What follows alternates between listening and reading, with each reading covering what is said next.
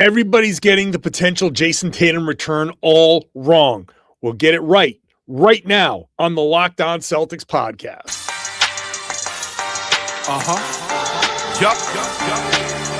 Beantown, be ever ready.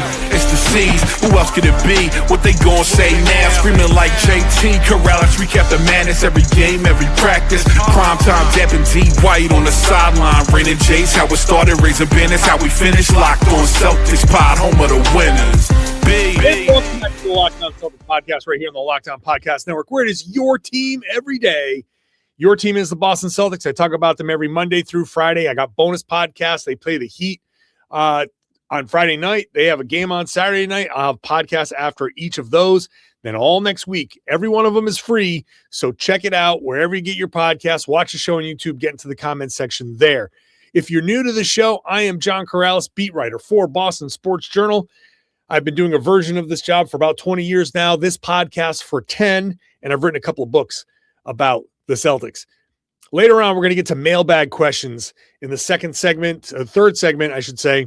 We'll get into Neemias Queta, technical free throws, Jordan Walsh's nickname. We'll get into the second segment. We'll get into some Jayson Tatum questions because I'm going to start with Jayson Tatum and why people are getting this all wrong. Now, I have been very vocal. I have been one of the first people to believe wholeheartedly that Tatum was coming back this season. I still think that that's the case. The momentum is building for that to be the case. I think Brad Stevens kind of opened the door for that in his conversation with the media on Wednesday. Now everybody's coming around to the idea Jayson Tatum might play this season. But now they're getting the circumstances wrong. And you everydayers, the people who are with me every Monday through Friday, I think you're probably getting it right because you're with me so often. I think you understand what I've been saying. But number one, do not expect a person stepping onto the floor wearing the number 0 with the name Tatum on the back to be, quote unquote, Jayson Tatum. I think a lot of people are looking at this potential return and like, well, look, man, the Celtics could be dangerous. And if they have an opportunity to go for it this year, like Jayson Tatum's coming back and, but like, no. Stop that. It's not. Is it possible? Yeah, it's possible. It's possible. Is it likely? Probably not. Because as I've said before, I've said it everywhere I've talked about Jayson Tatum. When you come back from an injury, first of all, it's a slow process. It's a slow process getting back to yourself and playing actual basketball, getting into a competitive game versus every bit of ramping up that you do, all of the running and scrimmaging and all of that stuff is nothing. There is nothing, and I cannot stress this enough, nothing like playing an actual game where there is an opponent and you have to play against that opponent. Scrimmaging your own teammates, there's something about it. It's hard to explain. The movements aren't the same. The surprises aren't there. The adrenaline isn't there. The extra kick, the extra physicality, the extra emotion, the stuff that makes you do things and move in different ways and move a little bit faster and all of that stuff. Playing in a game is going to be different. That means it's going to put a brand new stress on his body, which he's going to need to do, which is why I want him to come back this season so he can get that out of the way. That's an important element. I expect him to come back early March. Maybe he'll come back sooner than that. And if he comes back sooner than that, then maybe there is something on the tail end where, hey, maybe the Celtics are a dangerous playoff team. It's not out of the question. I don't want to say it's out of the question. All I'm saying is don't expect it. Expect Tatum to come back and be on a minutes restriction and to probably not play back-to-backs and to, I don't know, maybe even not start, right? Like, I don't know. Maybe he will, maybe he won't. But this is, as I've said, a number of times. Jayson Tatum's return is the end of the 25-26 regular season. And it becomes the beginning of the 2026-27 preseason. That is it. That is the end of the story to me. That's how we should look at it. I'm not even saying that he'll be himself for a playoff run. It's possible that he will be himself, and in a month or two, he can be ready for some playoff basketball or real minutes. But also, let's consider the possibility that the Celtics say he's only coming back for the regular season and we're shutting him down for the playoffs because we don't want to put him in that kind of situation.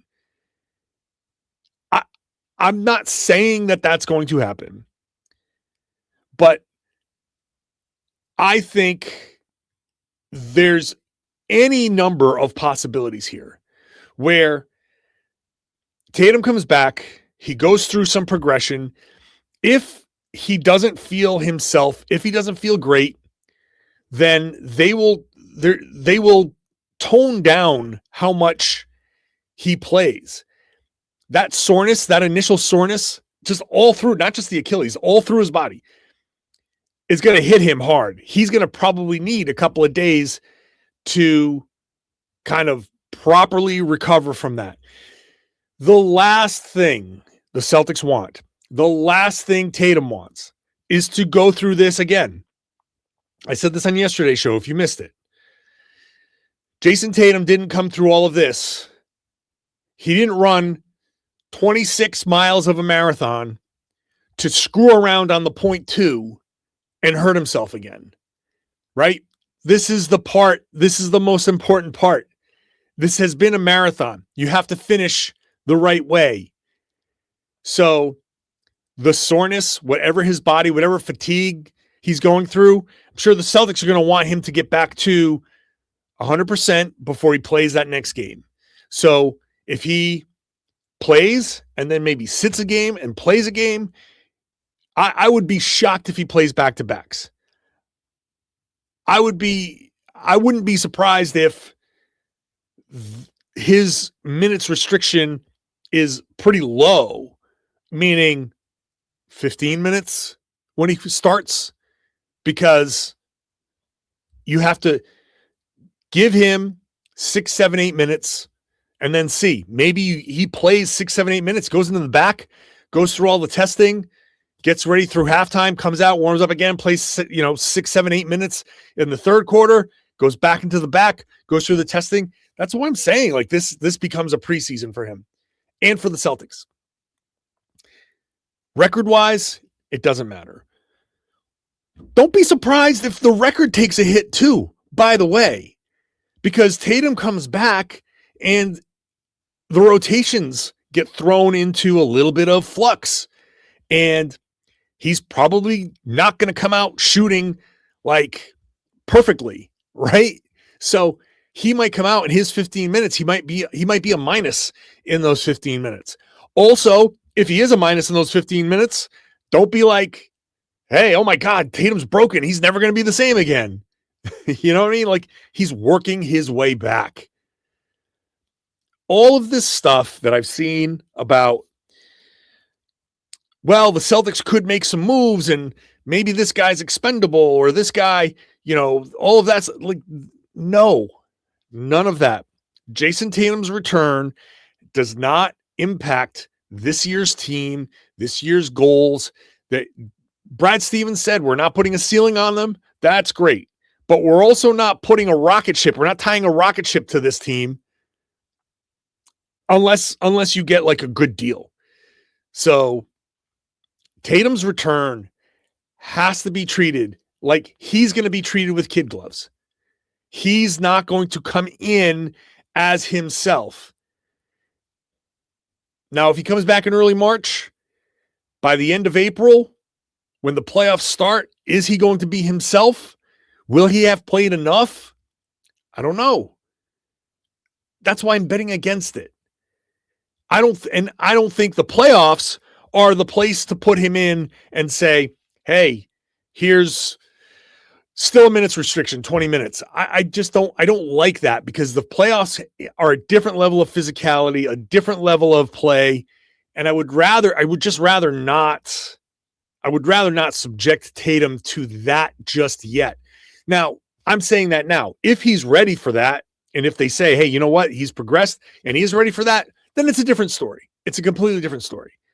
But to me, for now, do not expect him to be anything close to what he was. And I don't ever expect him to be that during this season.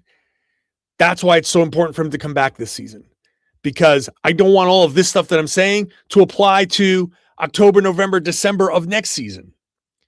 Come back this season to get all of this stuff that I'm talking about out of the way, to come back and get your body ready for NBA basketball. Okay, you've gone through it. Don't bother with the playoffs. I don't care about the playoffs. This is not a championship contending team. Go into the summer, get yourself right, go into next season. Now you've had all of that reacclimation. Now you're ready to hit that ground running. That's the plan. That's what people should expect when it comes to Jayson Tatum.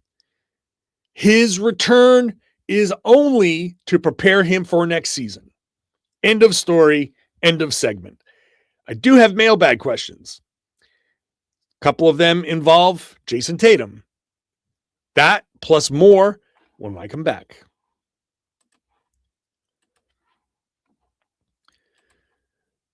Today's show is brought to you by DoorDash. This season's heating up, and DoorDash has a way to keep fans in their bag the whole way through. Whether you're watching the highlights, the tunnel fits, or just your favorite player, DoorDash makes this entire season more fun. Every player has their bag, and with DoorDash, fans have one too. DoorDash keeps your snacks stocked, your gear fresh, and your watch party vibes absolutely on point. There are nights where your team stresses you out. Let DoorDash become your post-game therapy. Sometimes you just need dessert now. Those late night interviews hit, and suddenly you need a bag of chips or something as you're watching the post-game. DoorDash is built exactly for that. If the group chat says pull up, DoorDash make sure you show up prepared. Snacks, cups, even phone chargers for the friend who's always at 2%. From tip-off to overtime, stay in your bag and order on DoorDash. Get snacks, drinks, gear, whatever gets you through the season delivered right to your door. DoorDash in your bag all season long. Today's show is also brought to you by Rocket Money. Your money works for you, but it could also disappear from you. A few subscriptions here, an impulse buy there. Suddenly, the numbers in your bank account don't match the numbers in your head. Rocket Money helps you get clarity, track every dollar, and stay in control of your finances, because managing your money should not feel like a second job. Rocket Money does the heavy lifting for you so you can save more and stress less. Seeing all your spending on one dashboard makes it easier to understand where your money is going. It builds budgets based on past spending. It keeps you on track without overthinking it. And having the app find good times to save each month keeps you consistent with your financial goals. Take control of your finances and cancel unwanted subscriptions, which is a big thing that Rocket Money does. Go to rocketmoney.com/lockedon today. That's rocketmoney.com/lockedon.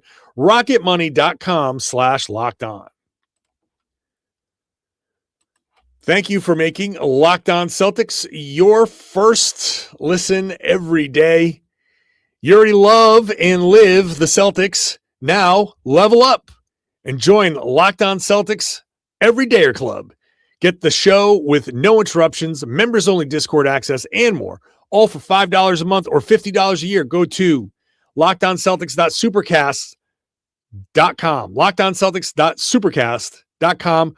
Check the link in the show notes to get more. All right, I went on my little thing about Jayson Tatum. Now let's get into mailbag questions, which all go to johnkaralis.com/mailbag. johnkaralis.com/mailbag for mailbag questions. And we're going to start with a couple of questions from beginning on the Jayson Tatum topic. Tash says, once Tatum returns to the lineup, do you think they move Walsh or Pritchard to the six-man spot? Nick has the same question, basically. Let's say Anthony Simons is traded for a big man at the deadline and Tatum comes back. Does it make sense to move Pritchard back and have a starting lineup of White, Jaylen, Walsh, Jayson, and the new big man or Neemias Queta. So I honestly, I don't know that Tatum even starts when he returns. We've seen guys come off the bench. We just saw Victor Wembanyama. He came off the bench. He's been coming off the bench a little bit since his return from the calf strain. It may be a case of let's get Jayson in there against a little bit lesser competition, against the backups and not necessarily with the starters. Let him kind of do his thing, and maybe you don't move anybody from the starting lineup.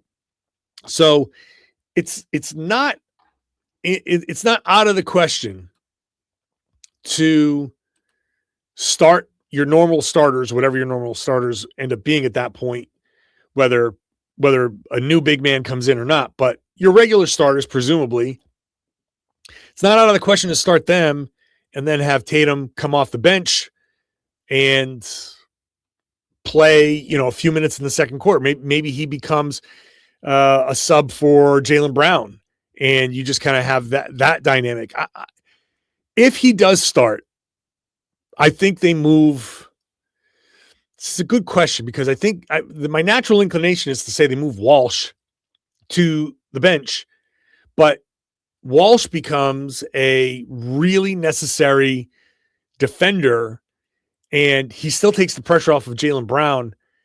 I like the idea of White as your point guard. If Tatum starts, then Tatum, Walsh, Brown, and Queta / Ivica Zubac. Wishful thinking.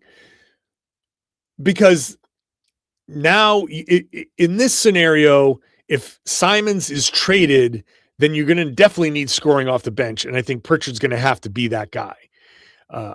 Again, unless Tatum comes off the bench and is that guy himself trying to work through some stuff, maybe you want your starters to come out and make a big run on their own, and then Tatum comes in and tries to do his thing, and because he's a little out of, a little rusty or whatever, that doesn't go quite as well, and you're trying to, I don't know, bridge that getting through the rustiness with still trying to win games. So if Tatum starts, I'm moving Pritchard to the bench, but also I am not saying that Tatum is going to start necessarily. I'm not guessing either way, but I wouldn't be surprised. Next question comes from Matthew, who says, my question's around player development. Seems like Brad had hit on late draft picks pretty consistently. I see him getting a lot of credit, which is great, but these guys aren't thriving on talent alone. Who deserves credit for shaping successful role players like Hauser, Kornet, and Walsh? So Brad gets credit for guys like that because you got to pick them, right? You got to pick the guy that you think is going to hit. Also keep in mind that sometimes it's just dumb luck. Getting a guy at the end of the draft or undrafted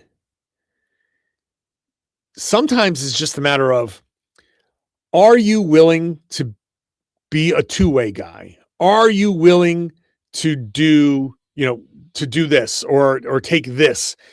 And some guys are not, and they do not get selected. Some guys are, and they get selected, and then that becomes a hit. So the end of the draft, the end of the second round, the undrafted guys coming in, sometimes it's just, hey, this guy was willing to do it, and we were on the same page, and that worked out. You have to have the right guy in there willing to do the work.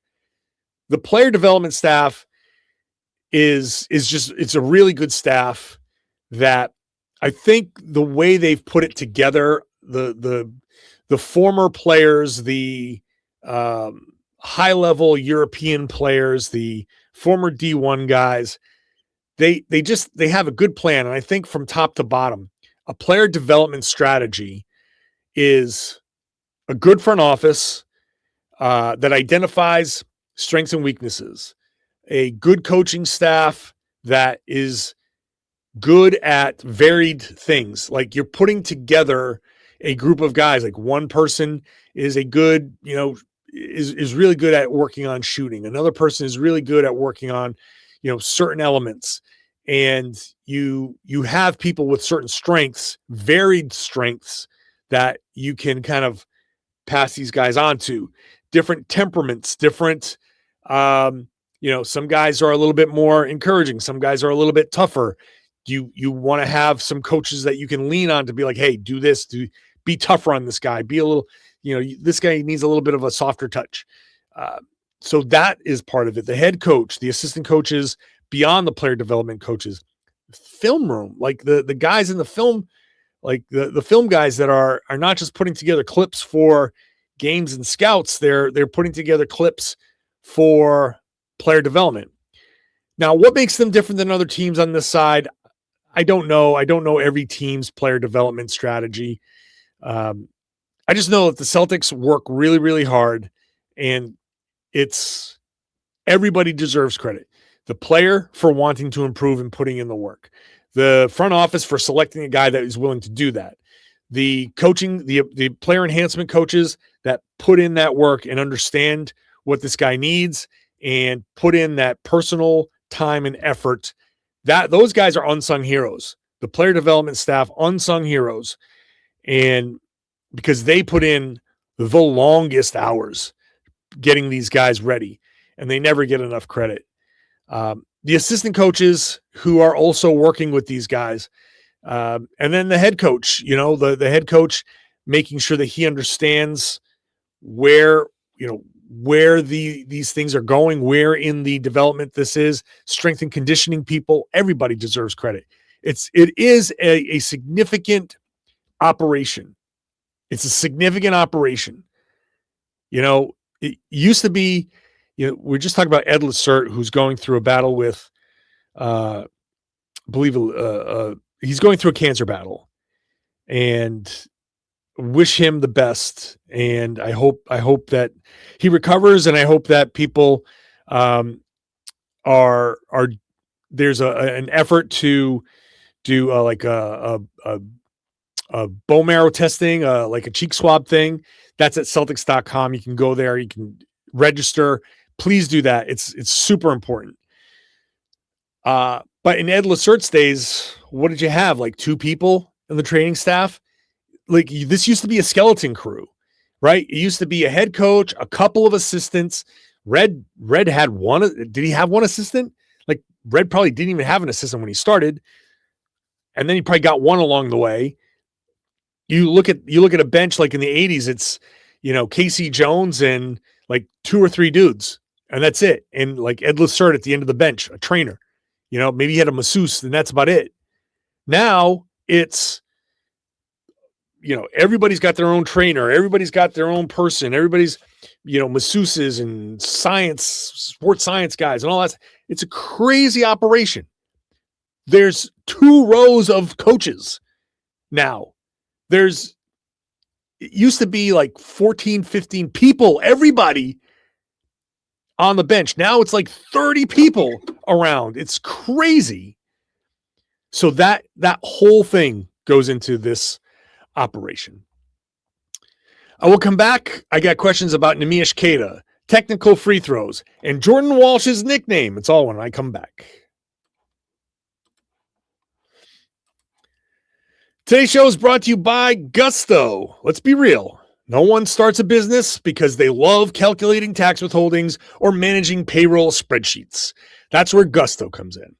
To take the stress out of payroll, benefits, and HR so you can focus on running your business, supporting your team, doing the things you need to do, right?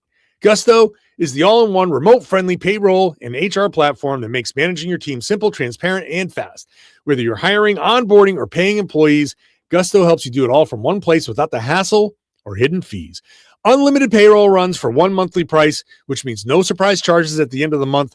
Gusto's automated tools like offer letters, onboarding materials, and direct deposits can save you hours every week. And knowing you can reach a certified HR expert anytime gives you real peace of mind.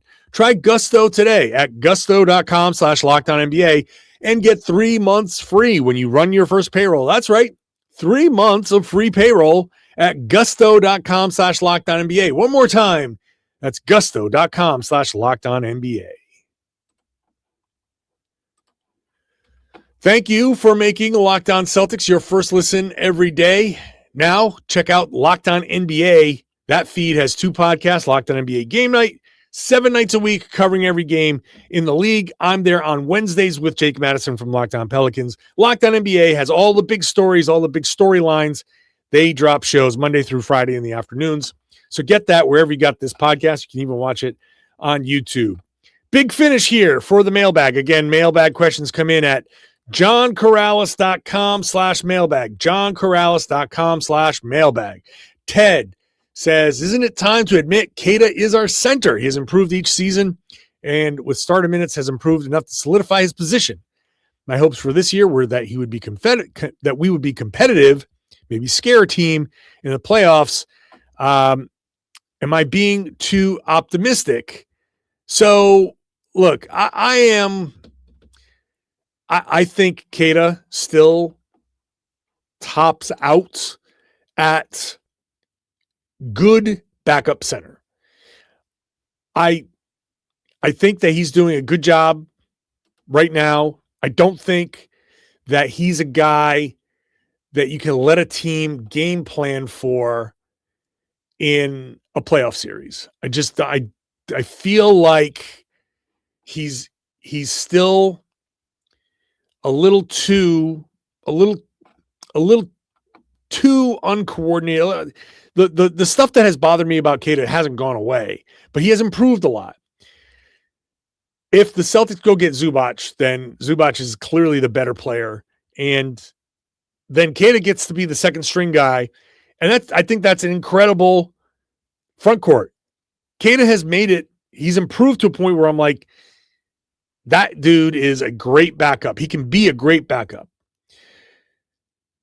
Now, can he become a starting center on a playoff team, a contending team? He's gotten this far, so I'm not going to say he can't.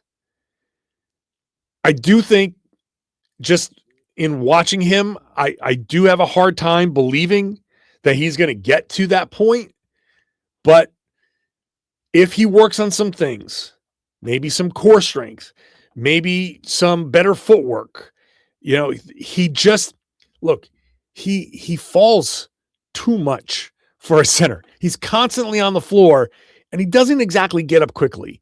My problem with Queta is, for all of the athleticism that he can display in certain situations, getting the ball down low in the dunker spot, he doesn't have that quick burst, that quick power dribble. Use your back and shoulder to create some space and get the ball up onto the backboard, onto the rim, potentially drawing a foul and finishing that play. He can't get from, unless it's a perfectly timed pass, he can't get from certain spots to where he needs to be. Those are big problems to me. It's not something that can't be fixed, but he has still deficiencies. Again, fully acknowledge that he has been super impressive and he has gotten himself to a point where I'm like, yeah, for this team, I have no problem with him playing as much as he's playing. He is good. He is good. He's still developing. And if he can develop and do those things, just talk about player development. Celtics have a good team, like a good player development team. If they can get him to that spot, and this falls on strength and conditioning, working on his quickness, his lateral movement, his stop start, it just takes him a little bit longer. He is more prone to his own momentum on the floor, meaning if he's running full speed, let's say to the free throw line, for him to stop at the free throw line, he has to hit the brakes at the 3-point line, right? He doesn't have that quick stop, quick turn. Like, if you think I'm being unfair, watch like Wembanyama. What makes Wemby is watch how quick he moves. He runs full speed, can stop on a dime, turn around and go the other way. Watch how every player does that. Queta doesn't have that. When he dunks and his whole body flies, like that is actually, to me, a sign of what I'm talking about. When he dunks and his whole body and his legs go up and almost hit the bottom of the backboard, that's because he doesn't actually have full control of his body. That's something that he needs. Guys, and it's different than just dunking and swinging. And I'm sorry, it's hard for me to explain, but it's just an awkwardness. Like he's a rag doll. He's not dunking and swinging and then landing and coordinated turn around. Like Aaron Gordon comes in and just dunks and flies. And yeah, he swings and lands and turns and goes. Super athlete. Queta is like his legs go one way, one leg's this way, one leg's that way. It's almost like he's holding on. He's swinging because he can't stop himself. I'm going on and on about this, but these types of things like that, I'm really trying to explain what I mean here with Queta. He's good. He needs to get better. And I think strength and conditioning, coordination, footwork, get this guy into a karate studio and get him working on his hips, his legs, his lower body, his base, and maybe he can become a starting center. Ira asks, this may have been answered at some point, but why would Brown, a fair and sometimes unclutch free throw shooter, take techs when Payton Pritchard or Hauser is on the court? It's a question that I've asked myself a number of times. And also, I didn't see when this question came in. That has changed in recent games. I saw who took it. Derek took a technical foul. Cade Cunningham got a tech and Derek went and he smoked it. But I thought that was good. I think Jaylen is actually understanding. I'm going to give Jaylen a ton of credit here this season for letting other people do these things and not letting his own, ego get in the way of, hey, I'm the star. I'm going to take this tech. He's gotten away from that a little bit. He still does sometimes because there is still some of that. And that's not just him. Like every star wants to take the free throw when there are better options out there. But he's given up the ball in late game situations. He has given up some of these technical fouls. He has encouraged Jordan Walsh. He's been a big proponent of Jordan Walsh getting out there and defending the other team's best player when Jaylen has always said, I want to do both. Jaylen's understanding, I think now, oh my God, if I'm going to be this number one guy, I didn't realize how much responsibility I had on me. Start delegating some of that stuff. And I think that's a sign of maturity. You can delegate that stuff. It's totally cool. No one is going to question it. You're still a first team All-NBA guy right now. So that stuff, sure, for your own edification, for your own ego, for your own ability to say, hey, I do all of this and blah, blah, blah, blah, blah. Look, buddy, you don't got to do all that. It's okay. Other people have that. It's okay. I'm glad that he's come to that spot. So good for him. Let's end on this. Daniel says, I've been super impressed by Jordan Walsh this year. He deserves a nickname that he can embrace. But if he doesn't love Garbage Man, then what?